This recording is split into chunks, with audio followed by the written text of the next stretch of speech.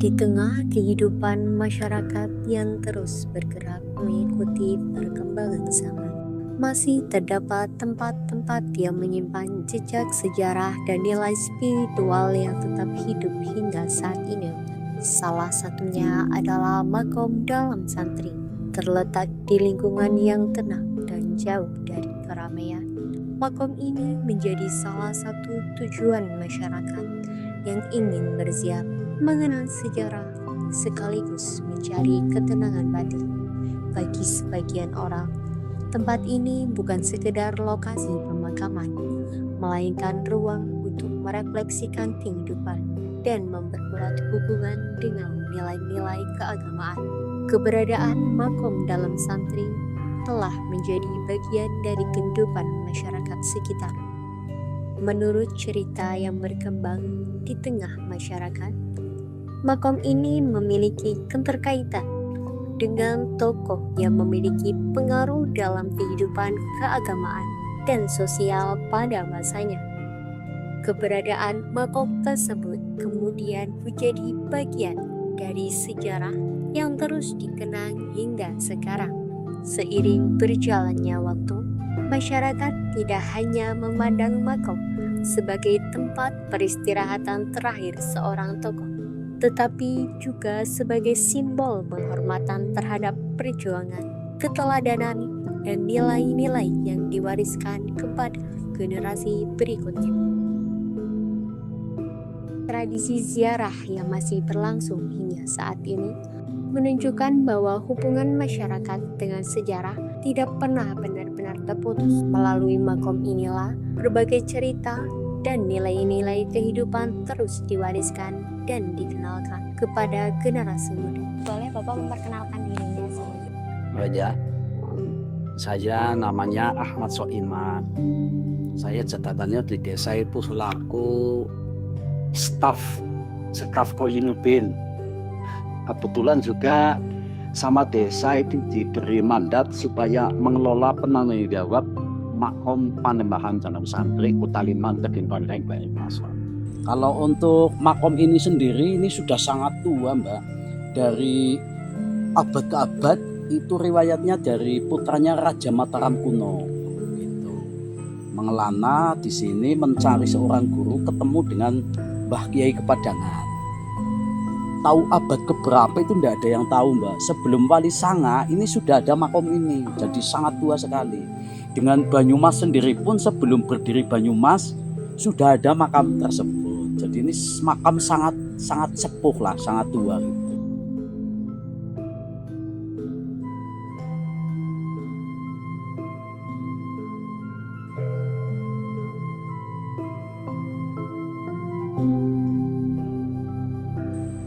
Untuk tokohnya siapa yang dimakamkan di sini ya Pak? Kalau versi dari Keraton Cirebon itu bernama Raden Partokusumo Waliullah dan gurunya itu Syekh Muzakir dari Baghdad, Irak. Kalau santrinya yang dijuluki Mbah Dalem Santri itu dari putranya Raja Mataram kuno. Tapi sampai sekarang manuskripnya pun belum ada karena saking tuanya makom tersebut masih dalam proses pencarian manuskrip kayak gitu. Lalu mengapa tokoh masyarakat di sini menganggap tokoh itu penting? Karena di sini termasuk waliullah dalam sejarah itu termasuk yang mungkin dulu itu menyebarkan Islam di sini di daerah khususnya Kutaliman, Kedung Banteng, Banyumas kayak gitu. Jadi sudah lazim ini kalau orang yang menyebarkan Islam itu sangat-sangat dihormati, apalagi beliau titelnya sebagai Hadratus Syekh Waliullah kayak gitu. Lalu sejak kapan makam ini tuh dibuka untuk masyarakat umum?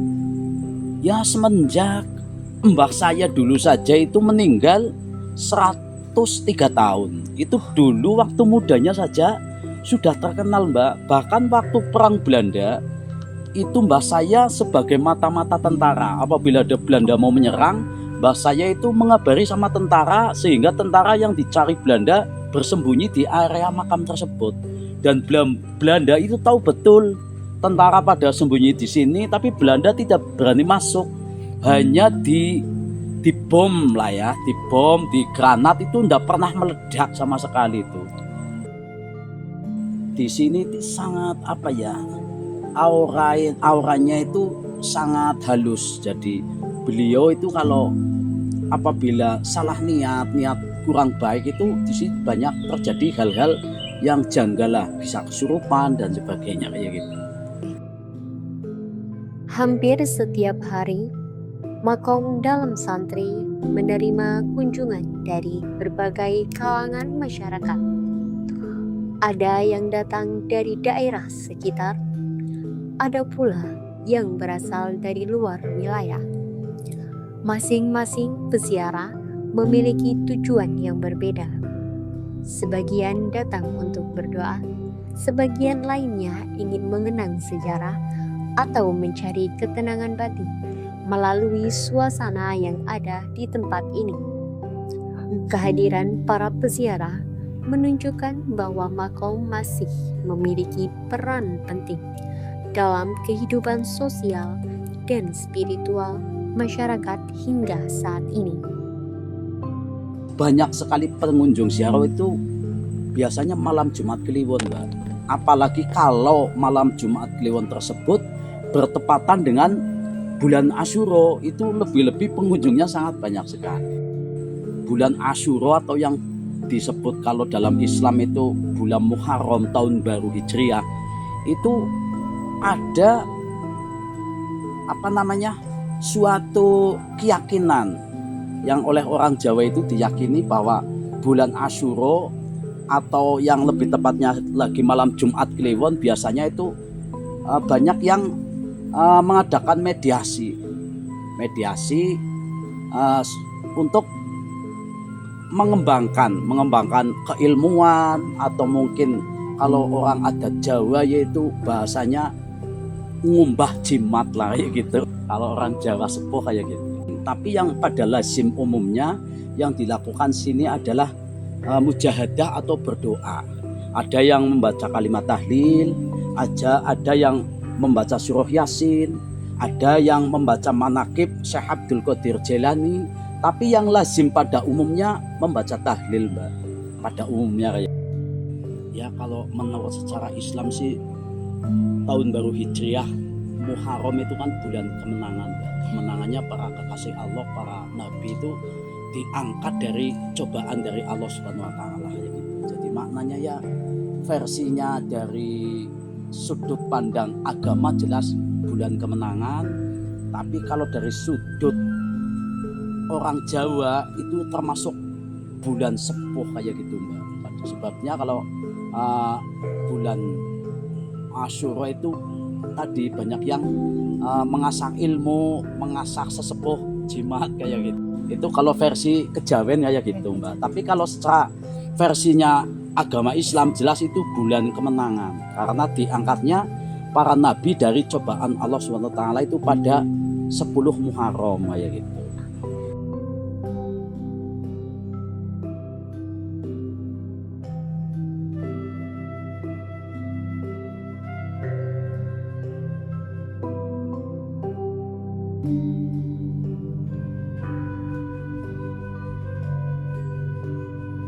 Sebelumnya boleh Bapak memperkenalkan diri, berziarah dari mana?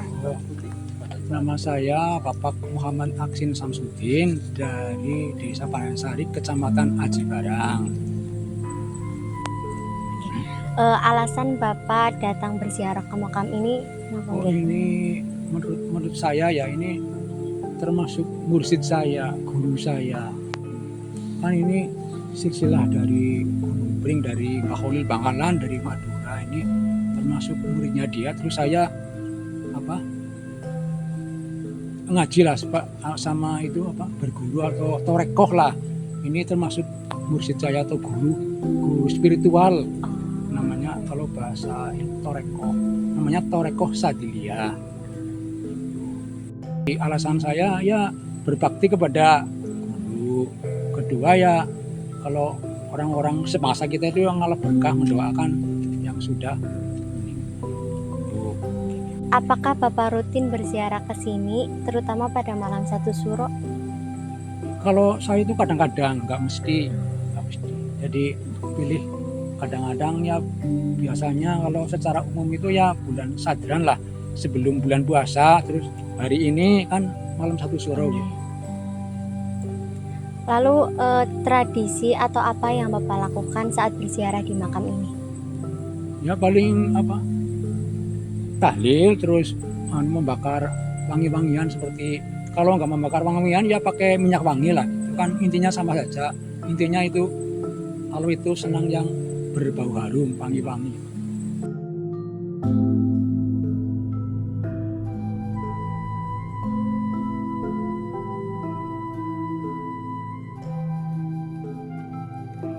Setiap pengunjung yang datang ke makom dalam santri membawa cerita dan pengalaman yang berbeda. Melalui pengalaman tersebut, kita dapat memahami bagaimana masyarakat memaknai keberadaan tempat ini. Beragam pengalaman yang disampaikan para peziarah menunjukkan bahwa makom tidak hanya menjadi tempat yang memiliki nilai sejarah, tetapi juga ruang yang memberikan kesan mendalam bagi setiap pengunjungnya.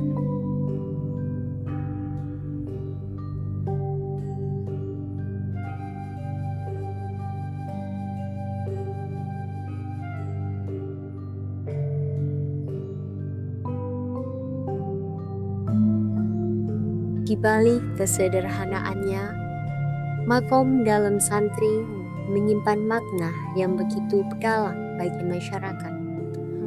Tempat ini menjadi pengingat akan pentingnya menghormati jasa para pendahulu yang telah memberikan kontribusi bagi lingkungan sekitarnya. Bagi banyak orang, ziarah bukan sekedar tradisi yang dilakukan secara turun-menurun. Kegiatan ini juga menjadi sarana untuk merefleksikan kehidupan, memperkuat nilai-nilai spiritual, serta menumbuhkan kesadaran akan pentingnya menjaga hubungan dengan sejarah. Keberadaan makom menunjukkan bahwa warisan masa lalu tidak hanya berupa bangunan atau situs fisik, tetapi juga nilai-nilai kehidupan yang terus diwariskan dan dipraktikkan dalam kehidupan sehari-hari.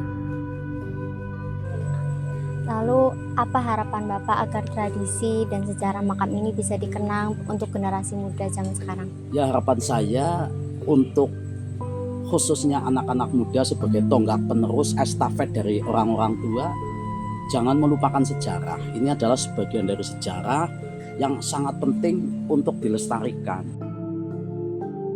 Ya, dari saya khususnya pengelola penanggung jawab makom, ya harapannya generasi muda khususnya itu untuk melestarikan sejarah. Sebab orang yang hebat, orang yang bisa maju adalah yang tidak melupakan sejarah. Bahkan termasuk sebagian dari penerus sejarah tersebut, Mbak, kayak gitu. Jadi apalagi zaman sekarang, zaman milenial ya, anak-anak muda jarang sekali yang mengenal sejarah-sejarah Islam kayak gini. Jadi harapan saya ya dikembangkan oleh anak muda untuk mengenal lebih dalam sejarah-sejarah khususnya yang ada di Indonesia kayak gitu. Banyak sekali itu sejarah-sejarah yang sangat penting.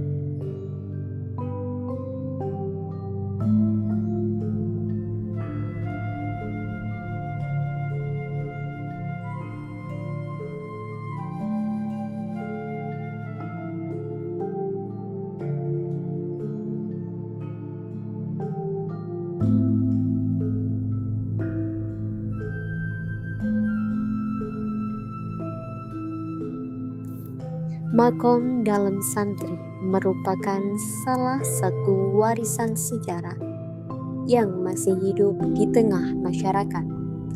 Keberadaannya tidak hanya menyimpan kisah masa lalu, tetapi juga menghadirkan berbagai nilai yang tetap relevan hingga saat ini. Melalui tradisi ziarah, masyarakat diajak untuk mengenang jasa para pendahulu, menghargai sejarah, serta menjaga nilai-nilai spiritual yang telah diwariskan dari generasi ke generasi.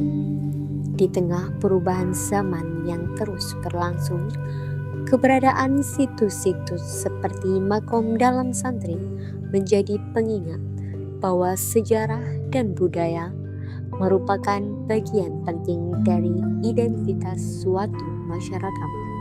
Semoga nilai-nilai yang terkandung di dalamnya dapat terus dijaga dan diwariskan kepada generasi yang akan datang.